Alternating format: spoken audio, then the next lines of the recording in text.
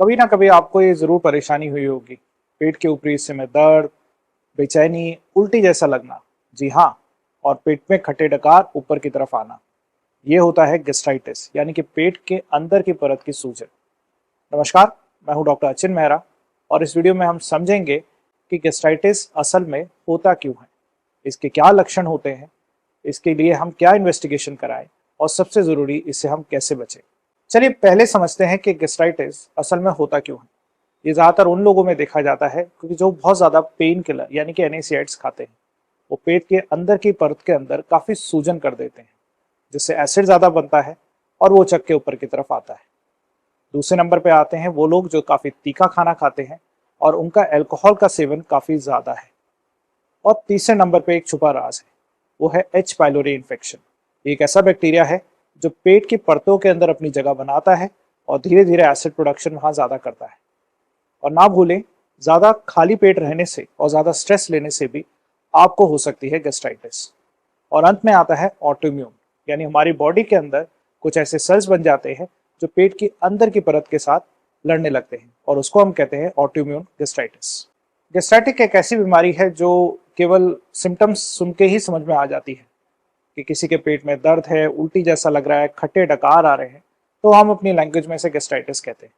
पर वो कितनी सीवियर है वो देखने के लिए हमें करनी होती है अपर GI एंडोस्कोपी।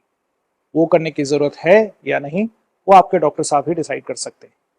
उसके अलावा कुछ ब्लड टेस्ट भी होते हैं, कुछ विटामिन B12 का लेवल भी देखा जाता है, जो कि काफी पेशेंट गेस्ट्राइटिस में कम मिलता है। और उसके बाद आता है हमारा अल्ट्रासाउंड।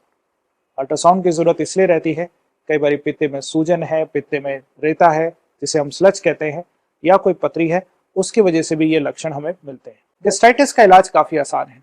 हम एक ऐसी मेडिसिन देंगे जिससे पेट के अंदर की परतों में एसिड का प्रोडक्शन कम हो, जैसे कि प्रोटॉन पंप इनहिबिटर्स, जो डॉक्टर काफी हद तक हम लिखते भी हैं।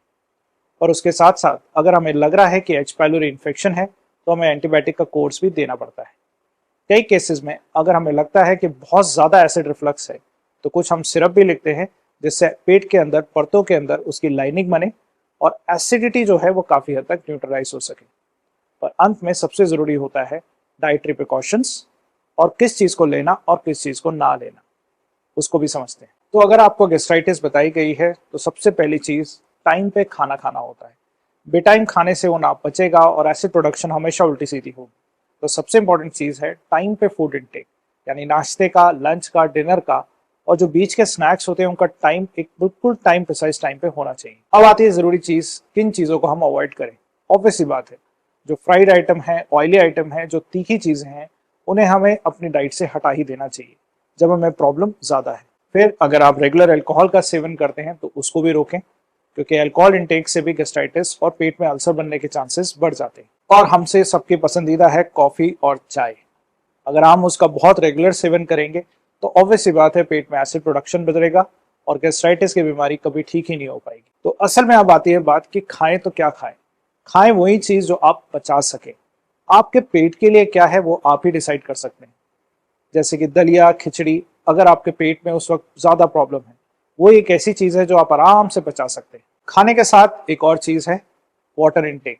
पानी का इनटेक अपनी बॉडी में अच्छा रखें, ताकि अगर कोई चीज पेट में चुभ रही है, दर्द हो रहा है, तो आराम से वो फ्लश आउट होकर निकल जाए। पर गेस्ट्राइटिस में कुछ ऐसे सिम्टम्स जरूर होते हैं जिसके बाद हम कहते हैं कि पेशेंट को डॉक्टर के पास जरूर जाना चाहिए, जिसे हम कहते हैं डेंजर साइंस।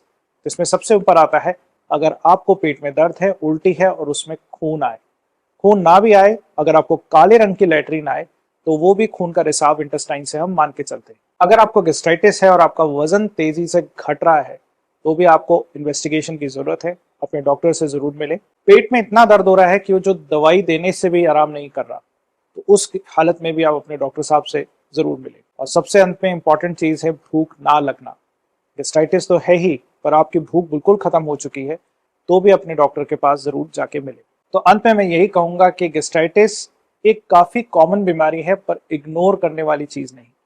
अगर हमारे को गेस्ट्राइटिस है तो हमें डॉक्टर से एक बार जरूर परामर्श कर लेना चाहिए, और अगर हमें डेंजर साइंस मिलते हैं तो हमें डॉक्टर के पास तुरंत जाना चाहिए।